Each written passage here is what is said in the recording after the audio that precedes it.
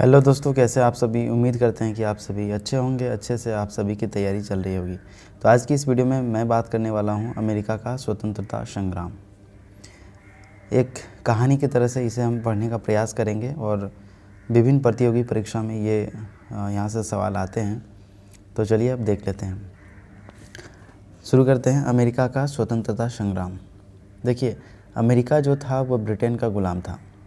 कहा जाता है कि ब्रिटेन जो है उस दौर में लगभग बहुत सारे देशों को ग़ुलाम बना के रखे थे। इनमें से इंडिया भी एक था। तो अमेरिका भी ब्रिटेन का ग़ुलाम था। तो देखते हैं ब्रिटिश औपनिवेशिक साम्राज्य अमेरिका में किसके शासनकाल में डाली गई थी। तो जेम्स प्रथम, यानी हम बोल सकते हैं जब इंग्लैंड का राजा जेम्स प्रथम था उस टाइम जो है अमेरिका जो है ब्रिटेन का ग़ुलाम था। ये कब की बात है? लगभग 14वीं 15वीं सदी की बात है। ठीक है, 14वीं 15वीं सदी की बात है। अमेरिकी स्वतंत्रता आंदोलन के दौरान इंग्लैंड का राजा कौन था? तो जॉर्ज तृतीय था। ये दो इम्पोर्टेंट बन जाता है कि ब्रिटिश औपनिवेशिक, यहाँ पर एक टर्म्स आता है। औपनिवेशिक का मतलब क्या होता है? औपनिवेशिक का मतलब होता है जब कोई शक्तिशाली राष्ट्र किसी कमज़ोर राष्ट्र पर अपना आधिपत्य जमा लेता है। यानी आधिपत्य जमाने का मतलब हो गया कि वहाँ की सामाजिक स्थिति में बदलाव लाने की कोशिश करता है, आर्थिक परिवर्तन लाता है, उसे हम बोलते हैं औपनिवेशिक। ठीक है, और जो देश गुलाम बनता है उसे हम उपनिवेश कहते हैं।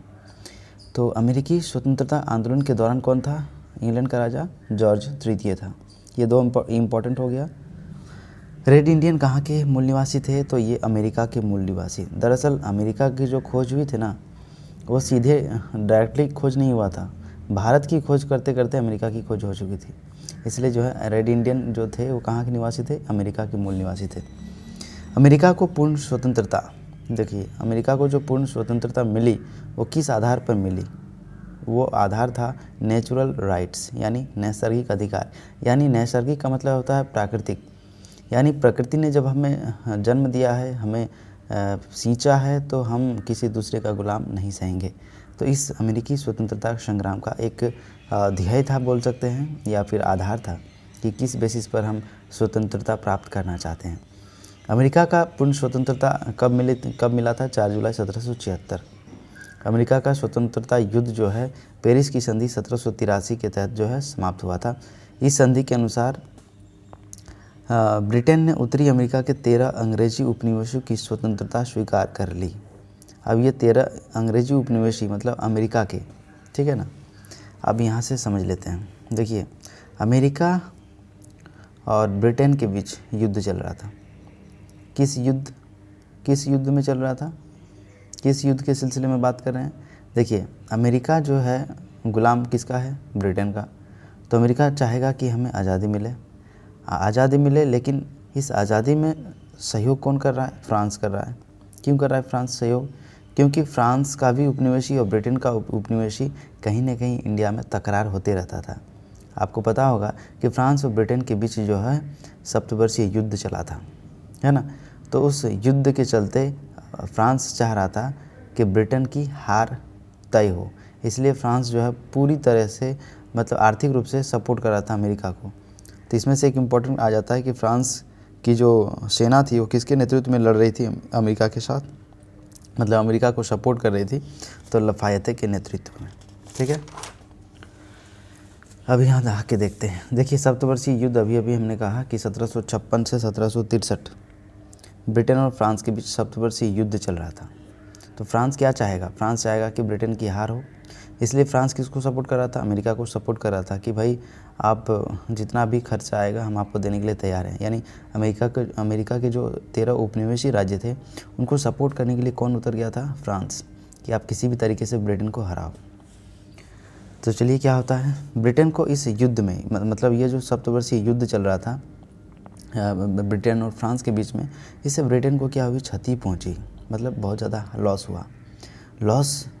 तो लॉस से उभरने के लिए ब्रिटेन ने क्या किया? स्टाम्प एक्ट पारित कर दिया। स्टाम्प एक्ट जब पारित किया तो उस समय प्रधानमंत्री कौन था इंग्लैंड का? ये भी एक इम्पोर्टेंट क्वेश्चन बन जाता है। कौन था? ग्रेनविले। ठीक है, तो स्टाम्प एक्ट जो पारित हुआ वो कब पारित हुआ? 1765 ईस्वी को। ठीक है ना। क्यों पारित किया? क्योंकि ब्रिटेन को बहुत ज़्यादा क्षति हुई थी किस युद्ध में? सप्तवर्षीय युद्ध में। तो ब्रिटेन क्या चाहेगा कि हमारे अंतर्गत यानी हमारे अंडर में जितने भी गुलाम देश है उन्हीं पर हम टैक्स लगाएंगे और अपना जो क्षतिपूर्ति है उसे हम पूर्ति करने की कोशिश करेंगे। ठीक है, तो इस स्टाम्प एक्ट के तहत जो है ब्रिटेन ने 20 शिलिंग का स्टाम्प लगा दिया, कंपलसरी लगा दिया, टैक्स लगा दिया 20 शिलिंग का। किस पर लगाया? अदालती कागज़ों पर, अखबारों पर, और यहाँ तक कि 1767 ईस्वी में ब्रिटिश संसद में पारित हो गया कि कागज़, शीशा, चाय और रोगन जैसी वस्तुओं पर भी लगेगा 20 शिलिंग का स्टाम्प एक्ट, मतलब स्टाम्प लगेगा, टैक्स लगेगा। तो देखिए, अमेरिका तो ब्रिटेन का गुलाम था, तो अमेरिका में भी ये लागू हो गया। तो अमेरिका क्या करेगा? इससे निजात पाने के लिए इसका विरोध करेगा। तो उपनिवेशवासियों ने विरोध करना शुरू कर दिया। कौन उपनिवेशवासी? अमेरिका। इसी विरोध के दरमियान एक सैमुअल एडम्स था अमेरिका का, उन्होंने एक प्रसिद्ध नारा दिया। क्या नारा दिया? प्रतिनिधित्व नहीं तो कर नहीं। यानी सैमुअल एडम्स जो कि अमेरिका का था, ये बोल रहे थे कि हमारे देश में कोई ऐसा प्रतिनिधि है नहीं, तो हम आपको टैक्स क्यों देंगे? मतलब ये ब्रिटेन को बोल रहा था, ठीक है ना। कौन बोल रहा था? सैमुअल एडम्स, कि हमारे देश में कोई रिप्रेजेंटेटिव है ही नहीं, तो हम आपको टैक्स क्यों देंगे। इसलिए इन्होंने साफ साफ कह दिया कि प्रतिनिधित्व नहीं तो कर नहीं, ठीक है ना। और इसी विरोध के परिणाम स्वरूप क्या हुआ? एक संस्था स्थापित हो गया। संस्था कैसा संस्था? एक स्वाधीनता के पुत्र और स्वाधीनता की पुत्रियाँ, ये दो संस्था ऐसी स्थापित की गई। किसके द्वारा? ये उपनिवेशवासियों के द्वारा। कौन सा उपनिवेशवासी? जो ब्रिटेन के अमेरिका के जो 13 उपनिवेशवासी थे, ये स्वाधीनता के पुत्र और स्वाधीनता की पुत्रियाँ, ये दोनों के सहायता से ब्रिटिश का विरोध किया गया। फिर देखिए क्या होता है 1776 में। देखिए, ऐसे नोट्स बनाएंगे ना तो याद करने में आसानी होगा। हमारा दिमाग जो है विजुलाइज पर ज़्यादा केंद्रित रहता है, मतलब किसी भी चीज़ को विजुलाइज करने में ज़्यादा दिन तक याद रहता है। तो 1776 में क्या हुआ? कॉमन सेंस एक पुस्तक प्रकाशित होता है, लघु पत्रिका। किसके द्वारा? Thomas Paine. इस कॉमन सेंस की जो रचयिता हैं वो कौन है? Thomas Paine. तो टॉमस पेन ने इस कॉमन सेंस नामक पुस्तक में लिखता है कि स्वतंत्रता की आवश्यकता पर बल दिया। मतलब इस कॉमन सेंस में ऐसे ऐसे बातों का इन्होंने समावेश किया टॉमस पेन ने, जिससे वहाँ के लोगों में अपने स्वतंत्रता के प्रति जागरूकता बढ़ गई कि नहीं, हमें स्वतंत्र होना चाहिए, हमारे अधिकारों को छीना जा रहा है ब्रिटेन के द्वारा। इन्होंने एक और प्रसिद्ध किताब लिखी थी, राइट्स ऑफ मैन, मतलब मनुष्य का अधिकार। साफ साफ कह रहा है, क्योंकि उस ज़माने में ना व्हाट्सएप था, ना इंस्टाग्राम, ना कुछ ऐसा सोशल मीडिया, कुछ भी नहीं था। तो उस समय लोगों को जागरूक करने का एक ही तरीका होता था, लघु पत्रिका या फिर कोई बुक लिख के, ताकि लोग उसको पढ़ते थे और अपने अधिकारों के प्रति उनको जानकारी होता था कि हमसे ये छीना जा रहा है, हम स्वतंत्र होना चाहेंगे। इस टाइप के बातों का समावेश किसने किया? Thomas Paine. यानी हम कह सकते हैं कि उस टाइम में टॉमस पेन ने बहुत बड़ी भूमिका निभाई, ठीक है। ये एक ऐसे लेखक थे जिन्होंने अमेरिका के लोगों को जगाने का काम किया। स्वतंत्रता संग्राम के नायक, देखिए कोई भी अगर रैली भी होता है तो उसमें से किसी एक को नेता चुना जाता है। क्यों? क्योंकि उस रैली को संबोधित करने के लिए, ठीक है ना। तो स्वतंत्रता संग्राम के नायक कौन थे? George Washington. जॉर्ज वाशिंगटन थे और जो बाद में चल के क्या हुए? प्रथम राष्ट्रपति बन गए। देखिए, अमेरिका के जो स्वतंत्रता आंदोलन था उसका तात्कालिक कारण क्या था? मतलब ऐसा कौन सा इंसिडेंट हुआ जिससे जो है स्वतंत्रता आंदोलन छिड़ गया? तो वो थी बोस्टन की चाय पार्टी। कब हुई थी? 16 दिसंबर 1773 ईस्वी को। इसका नायक कौन था? Samuel Adams. ये सैमुअल एडम्स वही व्यक्ति है जिन्होंने टैक्स देने से इनकार कर दिया था। यानी बोल रहे थे कि प्रतिनिधित्व नहीं तो कर नहीं, है ना, यही है ना, प्रतिनिधित्व नहीं तो कर नहीं। अमेरिका को कोई रिप्रेजेंटेटिव नहीं है तो हम ब्रिटेन को टैक्स क्यों देंगे। बहुत अच्छी बात उन्होंने कही थी। फिर क्या होता है? इस एवज़ में जो है फिलाडेल्फिया शहर में एक मीटिंग आयोजित किया जाता है कि इस मीटिंग के जरिए, मतलब एक सम्मेलन आयोजित होता है, महादेशीय सम्मेलन। और महादेशीय सम्मेलन में आयोजन किसके द्वारा किया गया? 13 उपनिवेशों के प्रतिनिधि, अमेरिका के प्रतिनिधियों के द्वारा ये महादेशीय सम्मेलन बुलाया गया। किस शहर में? फिलाडेल्फिया में। कब बुलाया गया? 1774 में। और इस सम्मेलन के तहत ये उन्होंने प्रण लिया 13 उपनिवेशवासियों ने कि हम ब्रिटेन के कानून का विरोध करेंगे, हम व्यापार का बहिष्कार करेंगे, यानी ब्रिटेन का यहाँ कोई चलने नहीं देंगे, ब्रिटेन का यहाँ कोई अधिकार नहीं। आगे देखिए, अब देखिए फिर क्या होता है, संघर्ष हो जाता है। देखिए जब किसी चीज़ का विरोध होना शुरू हो जाएगा तो जाहिर सी बात है कि संघर्ष होना लाजमी है। तो संघर्ष हो जाता है ब्रिटिश सेना और उपनिवेशवासी। ये उपनिवेशवासी कौन है? वही 13 उपनिवेशवासी जिन्होंने महादेशीय सम्मेलन बुलाया था। दोनों के बीच थोड़ा झड़प हो जाता है। किस स्थान पर? लैक्सिंगटन, ठीक है, इस स्थान पर जो है थोड़ा झड़प हो जाता है। कब होता है? 1775 में। झड़प होने के बाद क्या होता है, फिर से फिलाडेल्फिया में एक दूसरा सम्मेलन बुलाया जाता है। किसके द्वारा? वही 13 उपनिवेशी राज्यों के द्वारा। कब ये हुआ? 1776 में।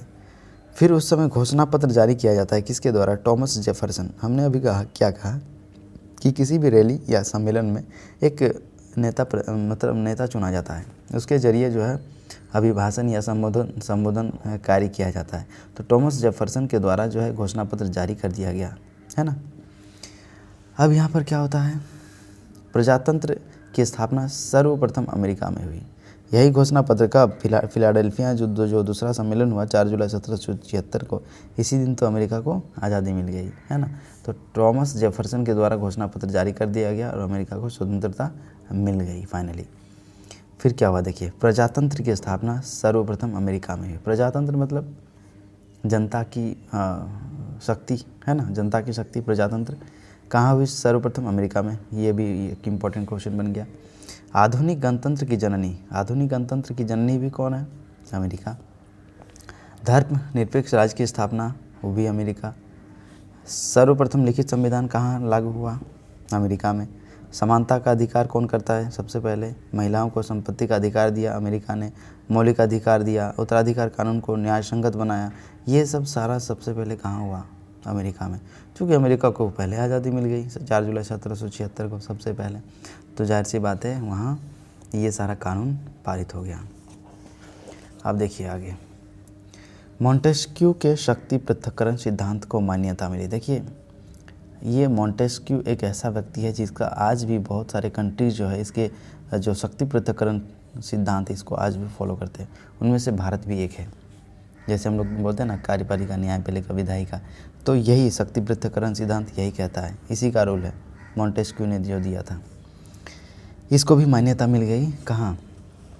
अमेरिका में। देखिए अब क्या होता है, उपनिवेशी सेना के सम्मुख 1781 ईस्वी में आत्मसमर्पण किया। किसने? Lord Cornwallis. लॉर्ड कॉर्नवालिस कौन थे? ब्रिटेन के थे ना लॉर्ड। इन्होंने समर्पण कर दिया, आत्मसमर्पण कर दिया कि भाई हम आपसे हार चुके हैं, आपकी आज़ादी हम आपको दे रहे हैं, ठीक है ना। दास आयात, दासों का आयात होता। तो उस ज़माने में दास मतलब वही व्यक्ति को ख़रीदा जाता था और उसे अपने घर के कामकाज के लिए या फिर मजदूरी के लिए उसे लाया जाता था और अपने पास रख के उसका इस्तेमाल किया जाता था। तो दास का जो आयात होता था उसका अवैध घोषित कब हुआ? 1808 ईस्वी में। अब्राहम लिंकन राष्ट्रपति कब बने थे? 1860 ईस्वी में। गृह युद्ध हुआ था अमेरिका में। देखिए सबसे पहली बात, आस पड़ोस में झगड़ा जब होता है तो भाई भाई में एक हो जाते हैं और पड़ोसी को हरा देते हैं। लेकिन जब भाई भाई जीतने के बाद भाई भाई में भी तो झगड़ा होगा ना। तो अमेरिका चूँकि ब्रिटेन को हरा दिया था, मतलब ब्रिटेन से तो मुक्ति मिल गई थी, लेकिन अब घर की युद्ध शुरू हो चुकी थी। घर में क्या हुआ था? दक्षिणी और उत्तरी, ठीक है, 2 राज्यों में बट गया था, दक्षिणी और उत्तरी। तो गृह युद्ध जो है दोनों के बीच में शुरू हुआ। कैसे शुरू हुआ? दक्षिणी जो चाहता था वो दासता के समर्थक थे। मतलब दक्षिणी जो राज्य थे वो चाह रहे थे कि दास प्रथा रहे, मतलब दासों का आयात होना ठीक है। लेकिन उत्तरी राज्य जो चाह रहे थे उसका विरोधी कर रहे थे कि नहीं, इसका खात्मा होना चाहिए, ठीक है ना। तो इसी को लेकर जो है शुरू हो गया गृह युद्ध, ठीक है ना, 1861 में। और समाप्त कब हुआ? 1865 ईस्वी में। फाइनली जो है इस युद्ध का परिणाम स्वरूप क्या निकला कि दास प्रथा का अंत हो गया। कब हुआ? 1 जनवरी 1863 को। किसने किया दास प्रथा का अंत? अब्राहम लिंकन ने दास प्रथा का उन्मूलन कर दिया, समाप्त कर दिया। कब किया? 1863 ईस्वी को। देखिए कोई भी देश में या भी किसी भी देश की बात करें, वहाँ के जो नेता होते हैं उसे चाहने वाले भी बहुत होते हैं, उसे ना चाहने वाले भी बहुत होते हैं। तो अब्राहम लिंकन को न चाहने वाले व्यक्ति मान ये थे जॉन विल्किस ब्रुश। ये एक ऐसे व्यक्ति थे जिन्होंने अब्राहम लिंकन की हत्या कर दी। कब की? कब की? 14 अप्रैल 1865 को। किसकी हत्या कर दी? अब्राहम लिंकन की। किसने की? John Wilkes Bruce. ठीक है। अब्राहम लिंकन ने एक प्रसिद्ध नारा दिया था कि प्रजातंत्र जनता का, जनता के द्वारा और जनता के लिए शासन है। प्रजातंत्र जनता का, प्रजातंत्र कौन है? जनता का ही है, और जनता के द्वारा और जनता के लिए शासन है। ये प्रसिद्ध नारा किसने दिया था? अब्राहम लिंकन ने। तो आई होप ये वीडियो आपको पसंद आई होगी। जब भी आप नोट्स बनाएं तो इस तरीके से थोड़ा कोशिश करें कि ऐसे बनाएं, ताकि ये जो माइंड में ज़्यादा क्लिक करता है कि यहाँ दो एक बार ऐसे लकीर खींच दिए, तो जैसे ही दोबारा इस कॉपी को पलट के देखेंगे तो ये ज़्यादा दिमाग में क्लिक आएगा। ठीक है। तो यहाँ पर अमेरिका का स्वतंत्रता संग्राम ख़त्म हो जाता है। अगर ये वीडियो आपको पसंद आई है तो लाइक कर दीजिए, और चैनल पर पहली बार आए हैं तो चैनल को सब्सक्राइब कर लीजिए। ठीक है, मिलते हैं अगली वीडियो में कुछ ऐसे ही नॉलेजेबल टॉपिक के साथ। ओके।